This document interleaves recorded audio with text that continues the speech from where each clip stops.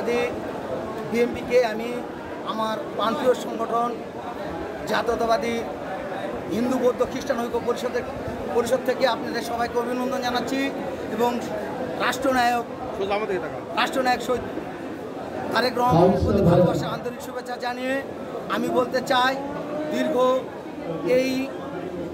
আমার দীর্ঘ 10-15 বছরে আমি এরকম কোনো দিন কাউন্সিল দেখিনি। তাই আজকে আনন্দে উৎমাসছে যে আজকে আমি এখানে আসছি যেন সুষ্ঠু সুন্দর নির্বাচন হয়।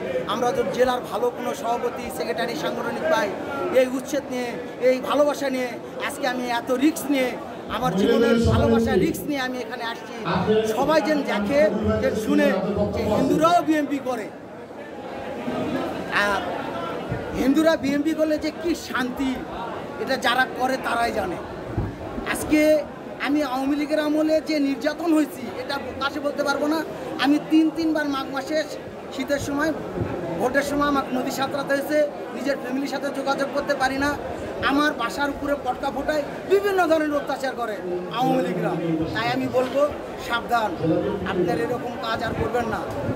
আসেন আমরা সবাই মিলে দেশটাকে ভালোবাসি, দেশে ভোট হলে দেশে ভোট দেবো, পেট ভরে ভাত খাবো, এই ভালোবাসা